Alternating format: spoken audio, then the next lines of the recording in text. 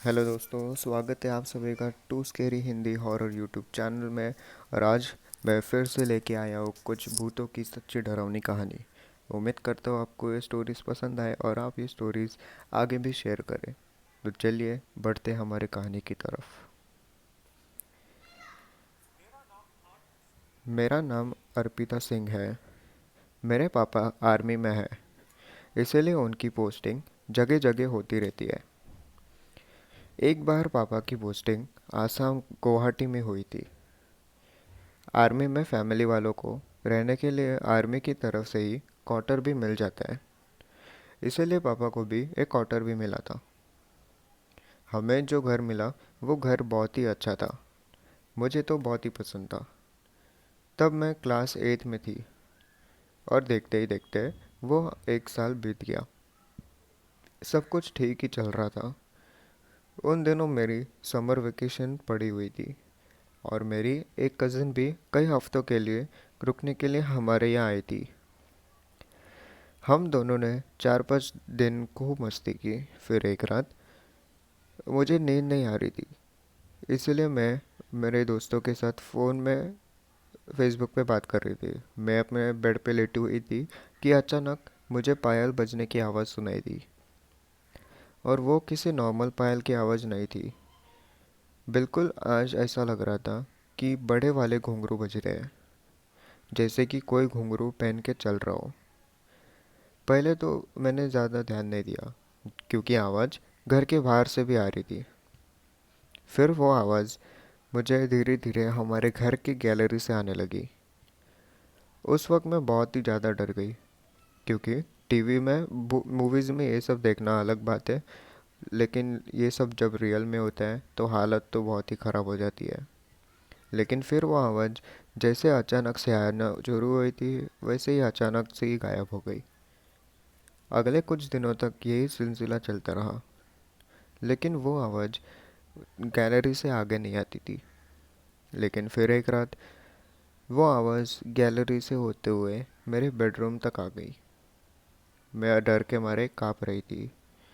मैंने अपने ब्लैंकेट में अपना मुंह छुपा लिया, लेकिन मुंह छुपाने के बाद भी मैं उस चीज़ को अपने आसपास चलते हुए फील कर पा रही थी। ऐसा रोज़ होने लगा था। रोज़ वह घुंघरू की आवाज़ चलते हुए मेरे रूम के अंदर आती और फिर चली जाती। मुझे तो बहुत डर लगता, लेकिन डर के साथ साथ गुस्सा भी आता कि क्यों ये आवाज़ मुझे सुने नहीं देती। मम्मी पापा को भी बताया, लेकिन कोई मेरे बात पे यकीन ही नहीं करता था। फिर एक रात मैंने फैसला किया कि आज जब वो आवाज़ आएगी तो मैं तभी मम्मी पापा को अपने रूम में बुलाऊंगी। रात में फिर से घुंघरू की आवाज़ आने लगी। मैंने बेड से उठ के ज़ोर से मम्मी को आवाज़ लगाई, लेकिन वो शायद गहरी नींद में थी, इसलिए उनको कुछ सुनाई नहीं दिया। मैं गुस्से में उठी और लाइट जला दी।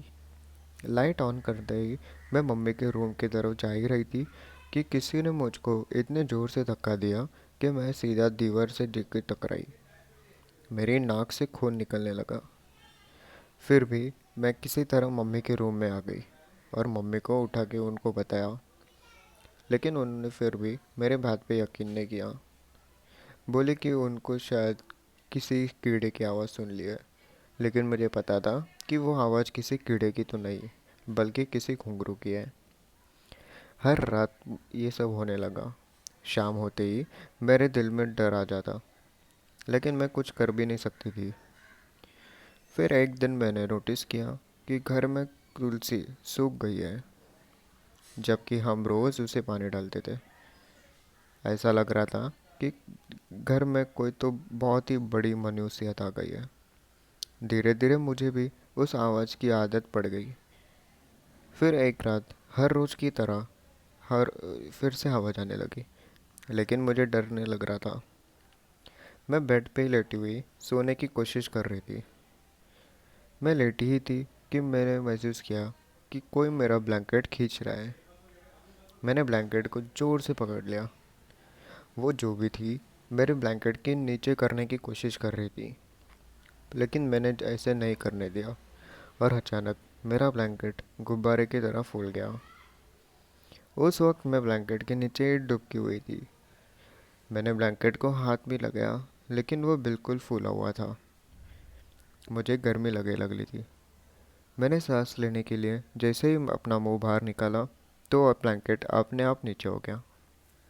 अब मुझे डर नहीं लग रहा था, बिल्कुल बहुत तेज़ गुस्सा आ रहा था। कुछ मिनट बाद फिर से ब्लैंकेट नीचे खींचने लगा, लेकिन इस बार मैंने उसको नीचे जाने दिया और एक झटके से उठ के लाइट जला दी। मेरी कज़िन भी मेरे साथ ही थी। मैंने उसकी तरफ देखा तो वो भी बहुत ज़्यादा डरी हुई थी। हमने मम्मी पापा को भी बताया तो मम्मी ने उल्टा मुझे ही डांट दिया कि मेरे वजह से वो भी डर रही है। कुछ दिन बाद मेरी कज़िन की भी वैकेशन ख़त्म हो गई और वो वापस अपने घर चली गई। और उसके वापस जाते ही वो आवाज़ भी हो गई।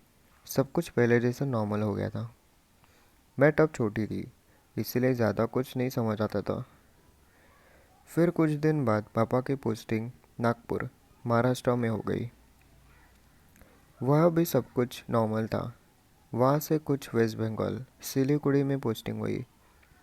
वहाँ जाकर मैं बहुत खुश थी, क्योंकि वहाँ घूमने के लिए बहुत अच्छी अच्छी जगह थी। वहाँ आने के एक साल बाद दिवाली के टाइम मेरी कज़िन फिर से आई। तब तक मैं भी वो सब भूल चुकी थी। लेकिन उसके आने के कुछ ही दिन बाद मैंने नोटिस किया कि हमारे घर में लगी तुलसी और मनी प्लांट अचानक से सूख गए हैं, जबकि मम्मी पापा उसे रोज़ पूजा करते हुए पानी डालते थे। और ऐसे पहले कभी नहीं हुआ था। फिर मैंने और मेरे बहन ने मिलकर तुलसी के पौधे की मिट्टी चेंज कर दी। लेकिन अगले दिन तो हद ही हो गई। तुलसी वाला गमला टूट ही गया था। पहले तुलसी का सूख जाना, फिर उसका गमले का टूटना, ये ज़रूर किसी अनहोनी के होने की तरफ इशारा था। फिर एक दिन किसी काम से मम्मी और पापा को 10 दिन के लिए पटना जाना था। अब घर में हम 4 लोग ही थे। मैं, मेरी बहन, भाई और मेरी कज़िन। हम चारों ही थे। हम लोग बहुत खुश थे कि अब रात भर टीवी देख सकेंगे। सर्दियों के दिन थे, इसलिए अंधेरा भी जल्दी ही हो गया था। हम भी 10 बजे तक फ्री होके लेट गए थे। मेरी बहन और कज़िन दोनों एक रूम में सो रहे थे और मेरा भाई अपने रूम में था। गेस्ट रूम, जो कि बिल्कुल किचन के सामने ही था, वो तो खाली पड़ा था। फिर रात को करीब 1 बजे मेरा भाई जैसा वॉशरूम से आया तो उसकी नज़र गेस्ट रूम की खिड़की पे पड़ी। खिड़की से हमेशा बाहर स्ट्रीट लाइट की रोशनी आया करती थी, लेकिन तब नहीं आ रही थी। ऐसा लग रहा था जैसे लाइट के बीच में कोई तो खड़ा है। तभी उसकी नज़र वहाँ पड़ी, टेबल पे पड़ी। उसने देखा कि टेबल पे कोई बैठा हुआ है, लेकिन उसको सिर्फ पैर दिखाई दे रहे थे। वो देखते ही वो डर के मारे भाग के वो मेरी बहन के रूम में आ गया। बोला कि बाहर गेस्ट रूम में कोई तो है। वो हंसकर बाहर आई देखने के लिए कि कौन है, लेकिन वहाँ तो कोई नहीं था। दीदी ने उसको डांटा कि इतनी देर तक क्यों जग रहे हैं। उसके बाद वो चुपचाप अपने कमरे में चला गया। आज उस बात को बीते 5 साल हो गए हैं। मुझे नहीं पता कि वह आवाज़ किसके पीछे आ रही थी, या मेरे पीछे आ रही थी, या फिर मेरे कज़िन के, या फिर मुझे अभी भी कभी कभी वो आवाज़ कमरे में आती है, लेकिन अब मुझे उससे डरने लगता।